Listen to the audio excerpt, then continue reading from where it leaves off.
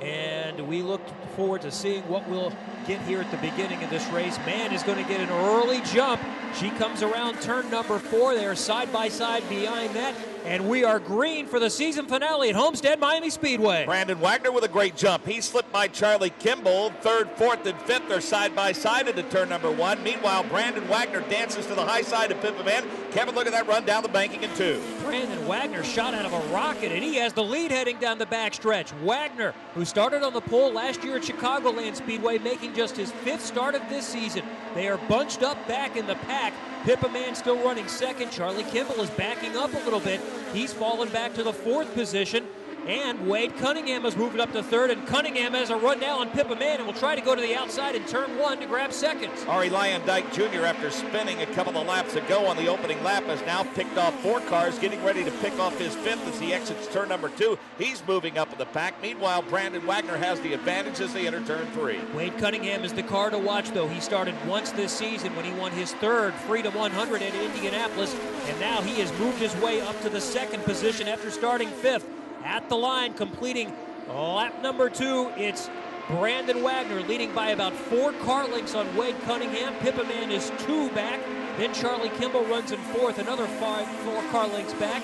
And here comes James Hinchcliffe coming around to the outside of Charlie Kimball. And Hinchcliffe is trying to make a move for 4th position. Kimball has the bottom of the racetrack. Yeah, that is the yellow and white machine of Hinchcliffe. He gets a nice run off that 20-degree banking as he exits turn number 4. He'll pull even. Now slingshot past him as they get to the start-finish line. Meanwhile, Brandon Wagner continues to lead as they enter turn number 1. It's Brandon Wagner leading here at Homestead-Miami Speedway. 67 laps are scheduled. We are working lap number 4. Brandon Wagner took the lead from his 3rd place position inside of road number 2 on lap number 1. Now Pippa Man has gathered herself, and she's making a run for 2nd, trying to come around the outside on turn number 4 of Wade Cunningham. Coming down to the stripe, they are nose to tail. Cunningham with the advantage for 2nd this time around, and Pippa will look to the outside going into turn number 1. And to the high side, trying to make the pass stick, and she works her way to the right rear wheels, can't make it stick.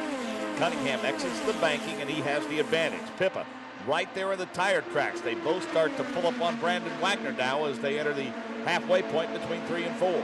Gustavo Jacobin is going around Charlie Kimball now. Jacobin picks up 5th position as Pippa Man looks to the outside. Coming down the main straightaway, Cunningham just a nose in front. They're going to go side by side into turn number 1. Cunningham is able to maintain the advantage. Dan Clark and Adrian Campos Jr. were in the throes of a pretty good battle. Dan Clark trying to work his way up toward Adrian Campos Jr. has fallen off just a little bit. Running behind him is Philip Major. Ari Lyondike Jr. worked his way up to 13th. He's been stuck there for the past couple of laps. Still, let's see, back in the pack, we see a pretty good battle between Martin Plowman and Charlie Kimball now. That battle exits turn number 4, heads down the main straightaway. Plowman looks like he's going to pick up the spot as they enter turn number 1. Here's a full field rundown. After 6 of 67 complete, it's Brandon Wagner, Wade Cunningham, Pippa Man, James Hinchcliffe, Gustavo Jacobin rounding out the top 5. Martin Plowman started 8th. He's moved up to 6th. Then Charlie Kimball, who started 2nd, has fallen back to 7th. Sean Guthrie is 8th. Adrian Campos Jr. and Dan Clark round out the top 10. Then it's Philip Major, Henry Clark making his debut. Ari Lyondike Jr. running 13th. Daniel Harrington is 14th, followed by Dylan Battistini. J.K. Vernay has dropped 3 positions. He's running next to last. And Rodrigo Barbosa brings up the 17-car field. Leaders exit turn number 2. Pretty good battle for 3rd right now as we see Hinchcliffe all over Pippa Man. He slips around Pippa Man as they slide up the banking in turn number 4. Meanwhile, Wade Cunningham all over Brandon Wagner as the exit of turn 4. So it's Wagner, Cunningham, Hinchcliffe, and Pippa Man. Those 4 have broken away from the pack. Cunningham challenged Wagner a bit on this last lap, lap number 8, but now Wagner has maintained the position about 1 car length in front. Another 3 car lengths back to Hinchcliffe. Here comes Cunningham with a run going into turn number 3. He's going to look to the high side. Not going to be able to get even with him this time around. Same positions as they maintain, completing lap number 9 to pit row with Jake Query. Charlie Kimball, of course, started 2nd, has fallen back to 9th position, and he's been falling like a rock. Right now, he's got some room between himself and Dan Clark. the 10th place car, but he has not radioed in to say there's any problem with the handling setup of the race car. So far, no communication from Kimball that there's a problem. He has not said as such, but it wouldn't be surprising if at some point maybe they don't come in and try to make an adjustment, because Charlie Kimball, who started second, did not take long, guys, before he is now in danger of falling out of the top 10. Adrian Campos Jr. pedals it hard in the yellow and white machine, identically painted to look just like his teammate, of course, James Hinchcliffe now. He's in a pretty good battle with Martin Plowman after he slipped around Sean Guthrie on the backstretch the last time. That is the battle for the 7th position now as they exit turn 2. And Hinchcliffe has gotten a run on Wade Cunningham going down the backstretch. Hinchcliffe has taken over the 2nd spot. Cunningham backing up a little bit. Pippa Mann in a battle with Wade Cunningham for 3rd as they come around turn number 4. Brandon Wagner has extended his lead to 7 car lengths. And side by side down the main straightaway heading into 1, it's Pippa Mann on the outside, Wade Cunningham on the low side. Both giving plenty of room to race as they go side by side through 1 and 2. Cunningham with the advantage. For now, he's taking, of course, the short way around, kind of glued to that white line. Pippa's car is stuck to the high side, obviously handling very, very well. She stays to the high side of Cunningham now as they start to crawl back up on Hinchcliffe just a little bit. Meanwhile, Brandon Wagner heads across the start-finish line. With 12 laps complete here at Homestead-Miami Speedway, we will contest 67 laps here this afternoon. Way back in 16th place, this is not the championship celebration that J.K. Vernay is hoping for. He is 9 seconds off the lead. He is 2 seconds behind Arie Luyendyk Jr., who is running in 15th. J.K. Vernay only ahead of Rodrigo Barbosa at this point. As we work lap number 13, the battle is for 4th position with Wagner leading James Hinchcliffe side by side again at the line with Pippa Mann on the outside, nosing in front of Wade Cunningham. I don't think he's worried about where he finishes. I mean, he's won the championship and he's won the most races this season, and I think you'll see a much spirited celebration by J.K. Vernay and Sam Schmidt Motorsports when this race is over. I think he really came into this weekend wanting to win this race. That was something that he could mark off and also could help solidify his credentials for the IndyCar series, but it's obvious that they don't have a good handling quick race car. Now here's a spin. Gustavo Jacobin has spun it around in turn number 4, and cars will go around him, but Dan Clark got by him, but then lost control and made contact with the outside wall. So Dan Clark with the contact, trying to avoid Gustavo Jacobin. It does not look like Jacobin made any contact. He will maintain his control and continues on. So Dan Clark is the recipient of the issue after the early spin by Jacobin going into turn number 4, and there's heavy damage to the front of that number 40 Walker Racing car. That's just rotten luck. That's all that is. I mean, everybody did a great job to avoid him, and Dan Clark just got caught between a rock and a hard spot, and he just about had saved it when all of a sudden it broke loose and he smacked the wall, and he sets dejectedly at the end of the main straightaway, and the day has come to a close for the number 40 machine of Dan Clark from England, driving for Walker Racing. The Homatro safety crew is quickly on the scene, as they always are, as we see Dan Clark flipping the steering wheel off now, waiting to get himself unbuckled and climb out of his badly damaged race car, as we see Gustavo Jacobin heading toward pit road now in the number 10 machine. Jake Query. Try to get an assessment as to the damage that Gustavo Jacobin has, guys. They are putting out 4 new Firestone Firehawks, so I think they're anticipating they're going to go ahead and make a tire change, but they await now. Here comes Gustavo Jacobin limping, if you will, into the pits. The car goes up. The engine has come off. They're going to go ahead and change the front left tire for Gustavo Jacobin. Doesn't look like there's any damage to the front or rear wing to the machine. But Gustavo Jacobin waits. I stand corrected. The machine did not come off, but they are going ahead and making a change now, and it looks like they're going to check on the front right tire, and I think they're going to change that as well, guys. But Gustavo Jacobin now fires the engine in, and he's away. So the only thing he changed was that front left. They took a look at the front right. They took a look at the wings. They decided not to change anything else, and that number 10 machine is back out onto the track. And Jacobin, more importantly, is able to stay on the lead lap. Dan Clark has climbed from his race car. He appears to be okay, but obviously frustrated. No fault of his own. He was actually able to avoid the spinning car, and here's our first look at the replay. As they came around turn number 4, Gustavo Jacobin spun it, missed contact with the outside wall. Clark got by him, but back on the main straightaway, wiggled a little bit and then made contact with the right side, and then it turned to the right and then he made heavier contact with the wall. Well, the only hole he had was to the high side against the outside retaining wall through 3 and 4. And you can imagine, even though they send the sweepers out throughout the course of the weekend, there's no rubber laid down up there. And while there might not be a lot in terms of, marbles, the chunks of tread that come off the tire throughout the course of a race, bottom line is there's no rubber laid down. There's just no grip there. And once you get into that portion of the racetrack, the car just will not handle. And Dan Clark was just in no man's land. And it looked as though he almost had it saved, but unfortunately it broke loose on him. And as you see on the video monitors there, for those of you here at Homestead-Miami Speedway, heavy damage to the nose cone and also to the right front of that race car. And a lot of fluid pouring from underneath that race car. And the Hamato safety crew is on the scene now. Getting that mess cleaned up at the end of the main straightaway, which actually started the exit at turn number 4 involving Dan Clark. So caution on the race course, working on lap number 17 of 67 in the Firestone Indy Lights season finale at Homestead-Miami Speedway. This is the Fuzzys Ultra Premium Vodka 100, and Brandon Wagner from Lafayette, Indiana, is the leader. Jake? And Gustavo Jacobin, guys, they're setting up to come back in. So I think you were right, Kevin. They just wanted to keep that car on the lead lap, take a look at what they had. They made that front left change, but now they've set up for the other 3 tires. And Gustavo Jacobin is indeed coming in, that number 10 machine now. They're going to go ahead and change the Firestone Firehawks on the other 3 sets that they did not get a chance to go to. They got that front left done. They wanted to stay on the lead lap and send them out.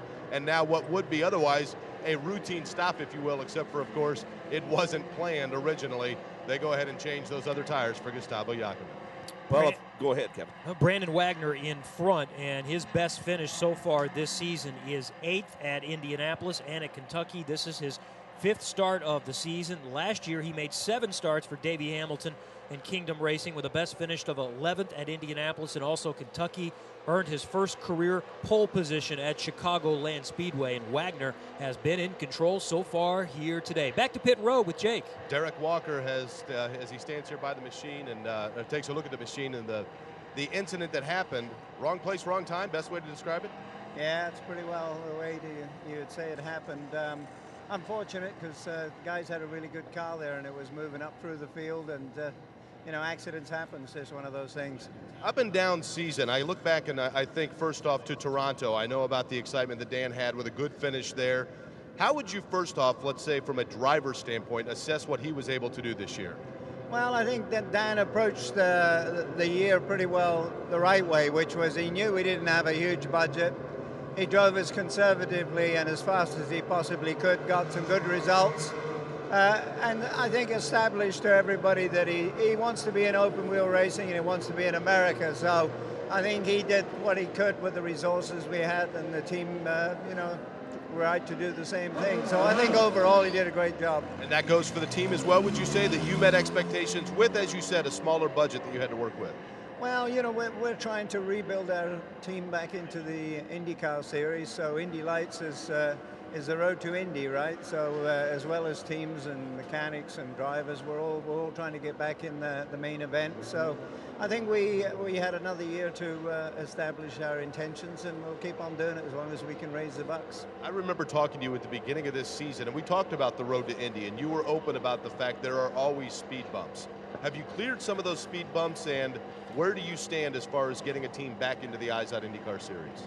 Well, I'm not sure when you get into the IndyCar series whether the speed bumps really go away. I think that's racing. There's always speed bumps, but no, we've obviously got to find money, which is what everybody does who wants to be in racing. So we're on the sponsorship hunt, and hopefully one day we can get back in the series. Would it be with Dan, or would you go ahead and look elsewhere as well? Well, Dan was an important part of this year, and if we can raise the money, he'd be part of our team next year. The driver's certainly a key component, and if we can help raise the money around the Dan program, we'd certainly use Dan again. I wish it was that easy, but you got to find the sponsors, and obviously a lot of times the sponsor dictates what driver it wants or what series you can be in. So we'll keep working. We've had a good relationship with Dan, and certainly like to continue that. Whichever series we'd like to see you continue. Well, we'd like to be around. We like the series a lot. Either one are good to be in. We've enjoyed it. All right, we'll see what happens in the silly season, as they call it, for Derek Walker. And Derek Walker, we've seen him in the Sebastian Saavedra pit with Conquest Racing. He has an association with Sebastian, who has been driving in Firestone Indy Lights for the last 2 years, drove in the 500 this year for Brian Herta Autosport, split with them a couple of weeks ago, and is in his second race of the IndyCar season, coming up tonight in the number 36 Conquest machine. We're still working under yellow as the Holmatro safety team works on the oil dry in the turn number 1 area. Speaking of the road to Indy that Jake was mentioning, Andretti Autosport driver Sage Karam clinched the 2010 Cooper Tires Presents the USF 2000 National Championship, powered by Mazda title, winning at Road Atlanta yesterday in the number 8 Team Comfort Revolution car. And his teammate, 15-year-old Zach Veach, Karam is also 15, finished second in that race. So that's a scholarship now for Sage Karam to move up to Star Mazda, valued at $350,000. And in Star Mazda, Connor Daly, who I believe is here at Homestead this weekend, earlier wrapped up the championship. I believe Connor DeFilippi won the race yesterday in Star Mazda. Connor, I think, finished second, but he had already wrapped up the championship. Connor has some interest in Firestone Indy Lights. He's also interested in Formula One, and will be heading to Europe to see what kind of prospects are there in the coming weeks as well. And what Randy Bernard Marquez said is that if he got the scholarship to go from USF 2000 to Star Mazda, he really wants a way for Star Mazda champions to move to Firestone Indy Lights, and he has pointed the finger at Mazda as he'd like to see them do that instead of sending them sports car racing, which is the current program. Had an opportunity to visit with Kyle Moyer from Andretti Autosport, and he talked about Sage Karam, and they're getting ready to get the equipment secured and start testing him quickly during the off-season for the Star Mazda Series. And they're awfully excited about that 15-year-old from Nazareth, Pennsylvania. Recently received his learner's permit, by the way, and he'll soon be piloting a car that I wonder what that driver's test goes like for somebody like that. 146 miles per hour. But, yeah, I mean, obviously the future looks bright for that young man and for the likes of Connor Daly. And he also said that there'll be Firestone Indy Lights testing in the not-too-distant future as well. So they, too, are hopeful of continuing their partnership with Gary Peterson, and at the very least continuing their involvement in the Firestone Indy Lights Series in some capacity while stepping up from USF 2000 to the Star Mazda Series next year. Yeah, Randy Bernard has been very frank with many of his observations throughout the course of the season, but one of those is the fact that he wants to see that ladder system beefed up a little bit, and I think he's going to do all he can to ensure that happens, and that's a very refreshing and a very positive outlook for the future of this series and for young drivers that want to be a part of it in the years to come.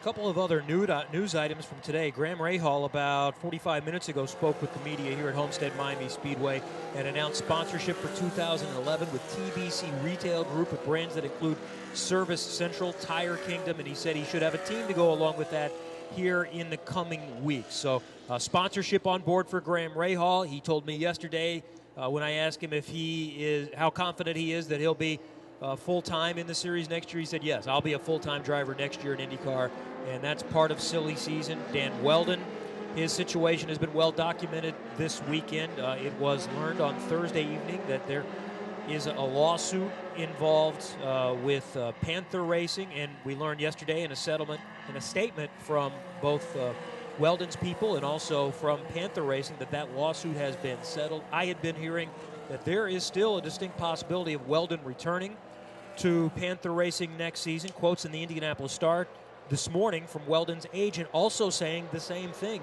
that is a possibility. Panther is hoping to become a two-car team. A lot of free agents out there. And then on other news, Will Power contending for the championship tonight.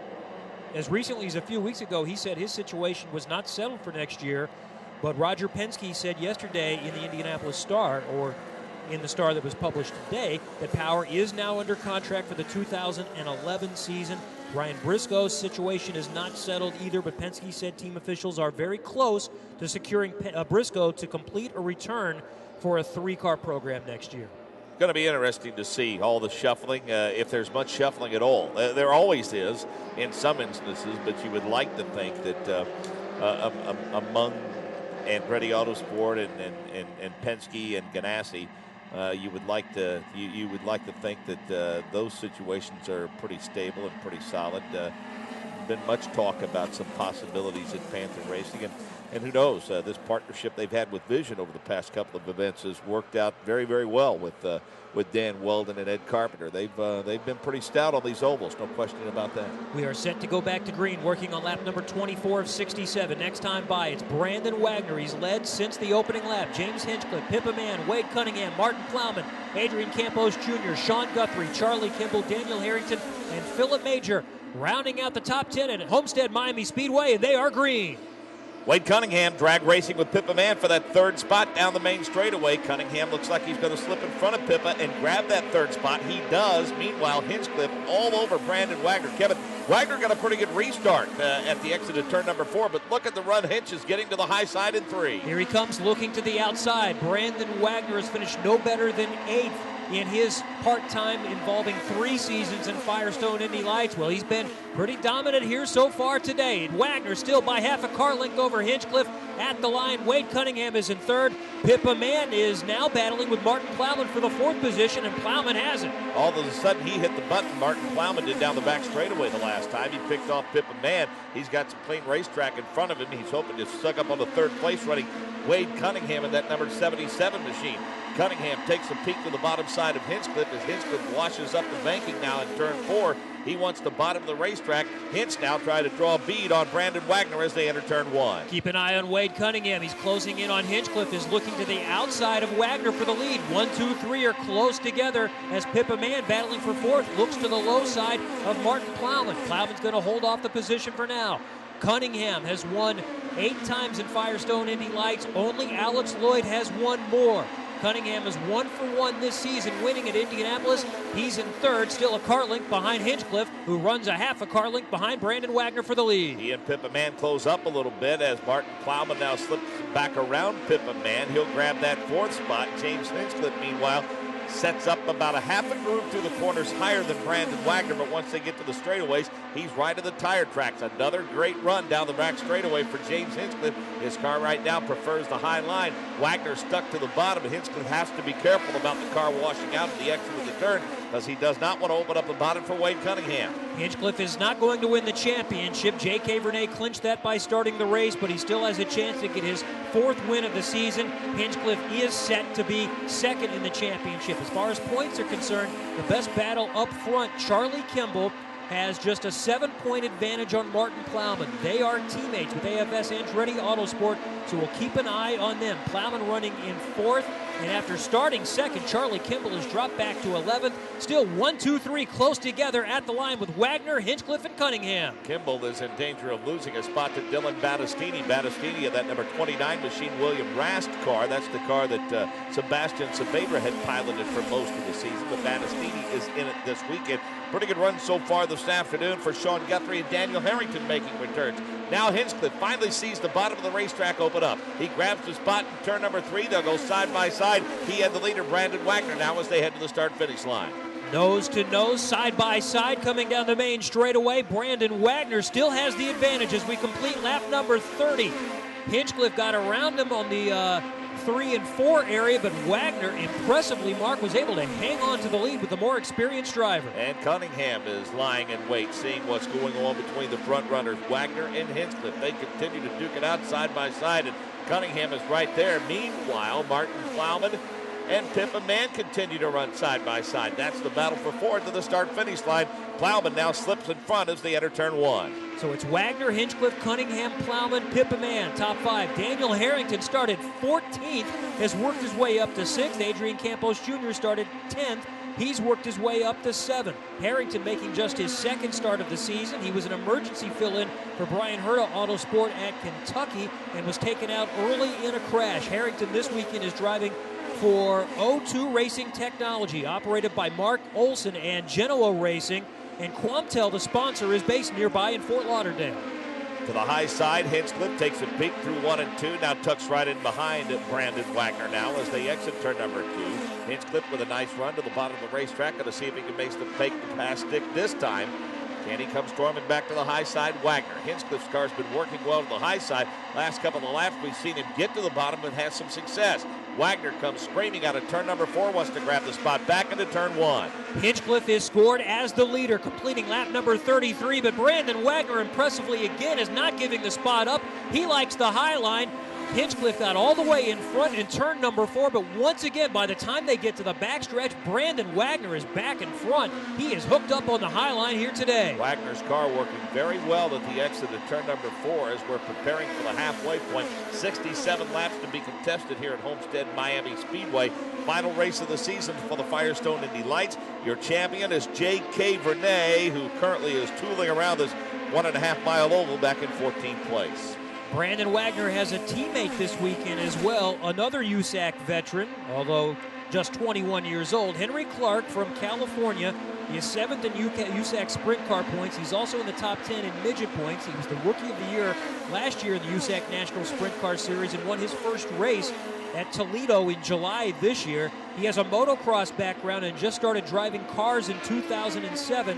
Henry Clark right now is running in the 9th position after starting 11th, so a solid debut in Firestone Indy Lights for Henry Clark, and a much better run for Brandon Wagner. Best finished 11th last season and 8th so far this season, but he has led all but one lap, and that moment he did not lead was very brief, but here he's being challenged again. Once again, Hinchcliffe on the low line, Wagner on the high line at the stripe. It will be Wagner by a half a car length in front once again, and Wagner is able to maintain that position every time Hinchcliffe makes a challenge. Again, his car is strong off of turn number 4, and you can bet that he's tucked that away in the memory bank in case they're running side by side for the last lap of the race. We used to see a guy named Sam Hornish Jr. be a master at that. He'd test that high line, test that high line, and test that high line, then tuck it away in the memory bank and then pull it back out in the last lap and pull off some spectacular wins. We'll see if Brandon Wagner tries to pull off a similar deal here this afternoon at Homestead-Miami Speedway. Meanwhile, Hinchcliffe is lying in wait. Kevin, want to update the folks on some of the veterans that are back in the series this weekend and how they're running. Of course, Wade Cunningham is in the 3rd position. Daniel Harrington currently runs 7th. A good run for Sean Guthrie for Anderson Racing. He currently is running in the 8th position. Dylan Battistini currently running in the 11th position. And Ari Lyondike Jr. is running in the 12th position. The best battle on the racetrack here, along with up front, has been the battle for 4th position with Plowman and Pippa Mann going side by side often. This time, Plowman once again in front. We have completed 38 of 67, so we are past the halfway point here at Homestead-Miami Speedway. Here we have a battle for the lead again coming into turn number 3. This time, Hinchcliffe once again will try the low line. Brandon Wagner is up high. They are side by side, and they come down the main straightaway with, again, Wagner maintaining the advantage at the line. To pit road, let's check in with Jake Query. Connor Daly, an interested spectator here, and you just told me Brandon Wagner is fast. Speaking of which, you were fast all year. Congratulations on the Star Mazda Championship. And let's talk now about what you see in this form of racing in the Firestone Indy Lights and what it means possibly for your future. Well, the racing is so good here on the ovals, and we got to do 2 ovals this year, and they were my favorite races of the year. And seeing all these IZOD IndyCar Series races makes me want to get back on the ovals. So I mean, it's good racing, and what the IZOD IndyCar Series is doing for young drivers with the Road to Indy program is really cool. So I mean, we'll have to see what the future holds. What do you anticipate as far as next year is concerned when you say, we'll see what the future holds? I know that you're talking to a lot of different opportunities, sponsor opportunities, but what is your primary focus? Well, when it comes down to it, it's all about the money, really. I'd love to be racing in something at a high level. I mean, my goal is to make it in racing as a professional driver and make money at what I love doing. So you know what? Right now, we're not really sure. I mean, we've got a lot of different opportunities, as you said, and we've got a long off season to evaluate it all. So we'll just have to see what happens. Best of luck to you, Connor Daly. Thank you very much. All right, we'll see you guys. Maybe we'll see him out here a year from now. But as for right now, pretty good show being put on by the guys that are here. Win or lose, Kevin, you got to be impressed with what Brandon Wagner has done against a Firestone Indy Lights veteran like James Hinchcliffe. I mean, let's face it, Brandon Wagner doesn't have near the experience in these cars as James Hinchcliffe, but he is proving he can flat out drive one of these race cars. It's one thing to qualify in the pool like he did at Chicagoland, and also to start third here today, which was impressive. It's another to run up front all day with you, as you said, with other veterans around him. Martin Plowman, Wade Cunningham also starting up in the front, and he is putting on a show here today. I would say this could possibly be a career changer for Brandon Wagner. If he's able to hold off James Hinchcliffe, even if he doesn't win the race and he finishes up front, this has been a statement today by Brandon Wagner that he is someone that has a future as far as at least an oval driver in Indy-style cars. Brandon Wagner maintains the advantage. Hinchcliffe continues to get up underneath him, either going into 1 or going into 3. But by the time they get halfway down the straightaway, Wagner has reestablished position, working on lap number 45 of 67. It's Wagner, Hinchcliffe, Cunningham, Plowman, and Mann rounding out the top 5. Adrian Campos Jr., Hinchcliffe's teammate, has had a nice run. He started 10th, is running 6th. Daniel Harrington started 14th. He is 7th. Sean Guthrie, Henry Clark, and Philip Major round out the top 10. Yeah, let's not take too much away from Henry Clark, who's in a Firestone Indy Lights race for the first time. He's the teammate with Davey Hamilton Racing, the teammate to Brandon Wagner. And Kevin, he's running solidly in the top 10. Here we see side-by-side again for the lead with Hinchcliffe on the low line, Brandon Wagner on the high line. Hinch will maintain side-by-side position, but Wagner will nose in front again at the line and continues to lead. Wagner has led 45 of the 46 laps here today, took the lead coming out of turn number 2 on the opening lap. Martin Plowman continues to battle with Pippa Mann. Now Pippa has got back in front for that 4th position and is 3 car lengths in front of Martin Plowman. And again, Adrian Campos Jr., a driver who struggled in the first part of the season, but also who has hit his stride in the second half, continues to run very, very well in that other yellow and white machine. He, of course, as Kevin mentioned earlier, the teammate to James Hinchcliffe, Adrian Campos Jr., currently in a battle for that 5th position as he is in the tire tracks of Martin Plowman now as they set up for turn number 1. 23-year-old Brandon Wagner driving for Davey Hamilton Racing. He has experience in USAC. He has attended Purdue University, took a leave to focus on his racing dream.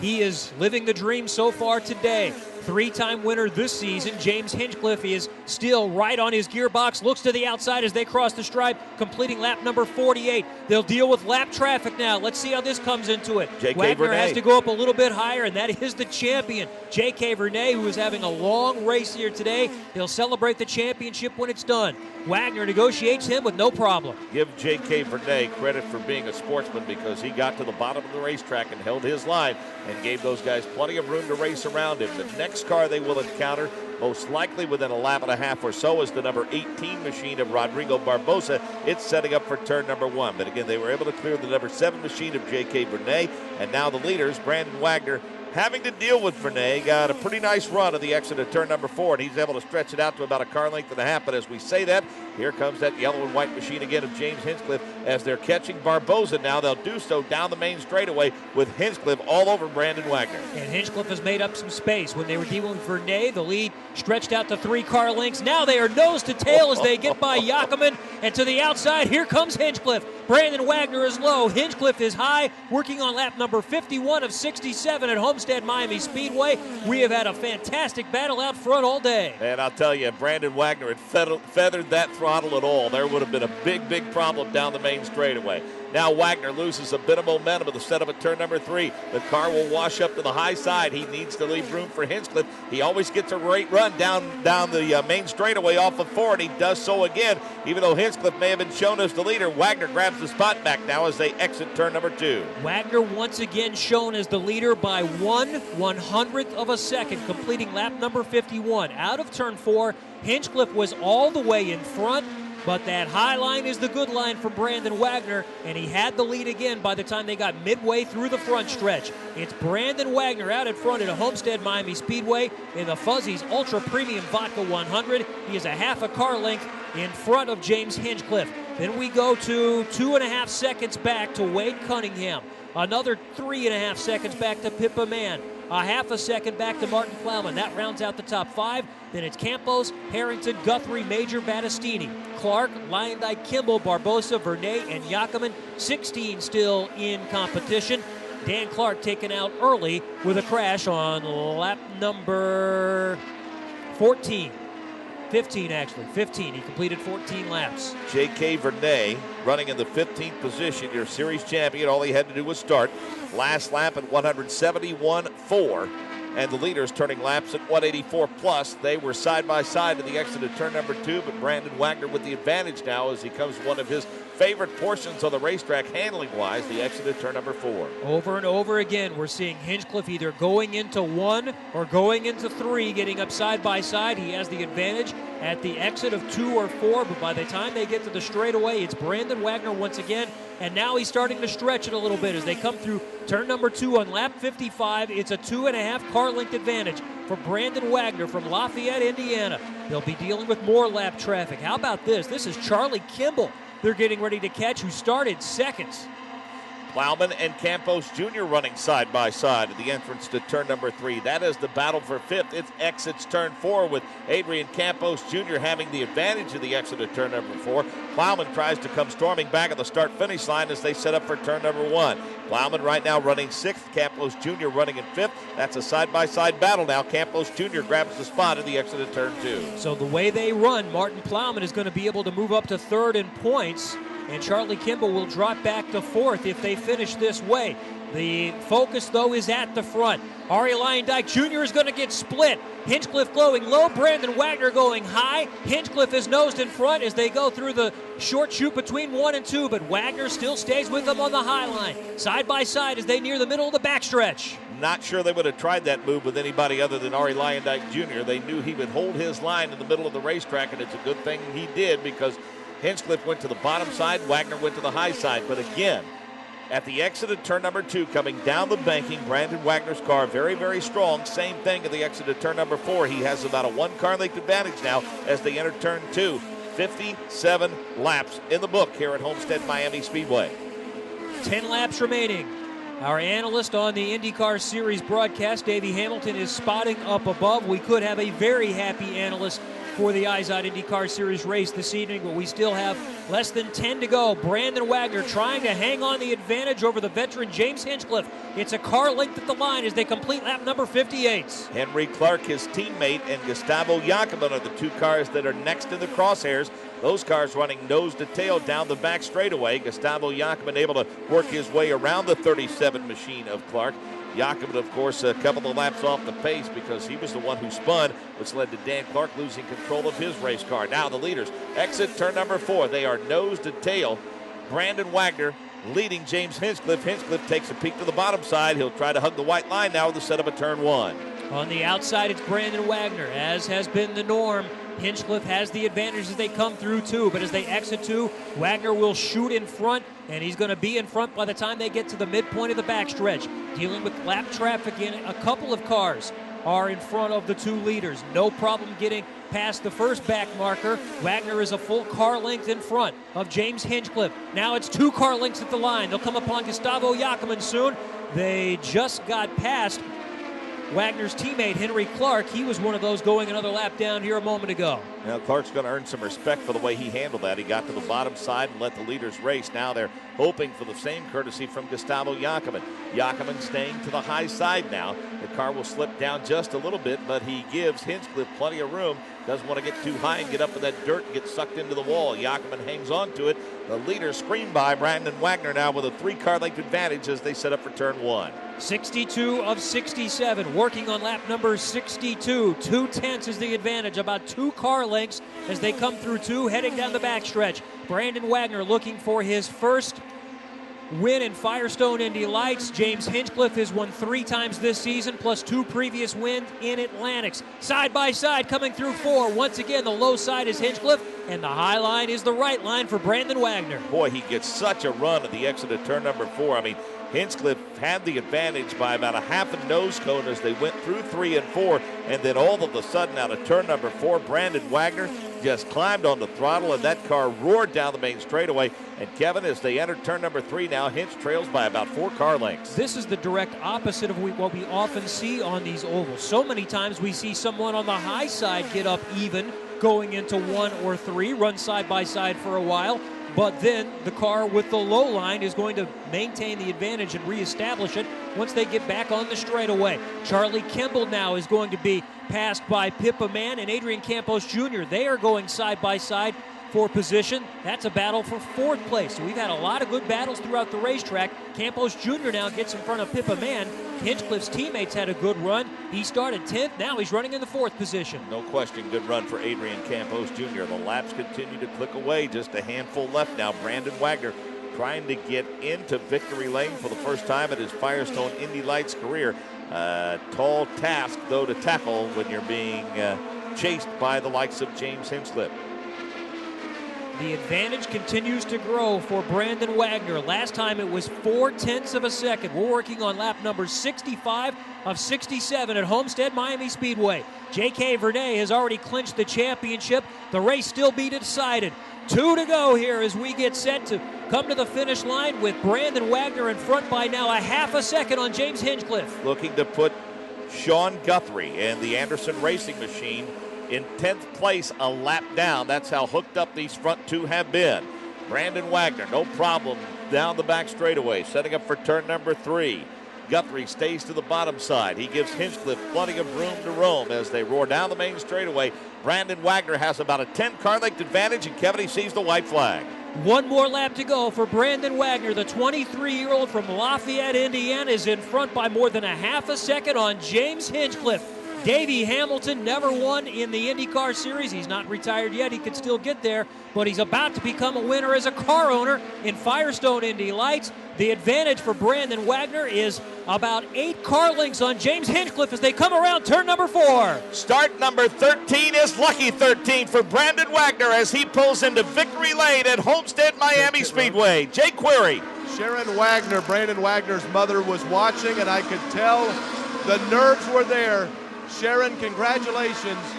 Your son is a winner in the Firestone Indy Lights for the very first time. Congratulations. Thank you so much. Thank you. It's been obviously an up and down year for him. I know there were a couple of times where he wasn't happy with the setup of the race car, but this is an awfully good way to close it out. What was his mindset throughout the course of the year?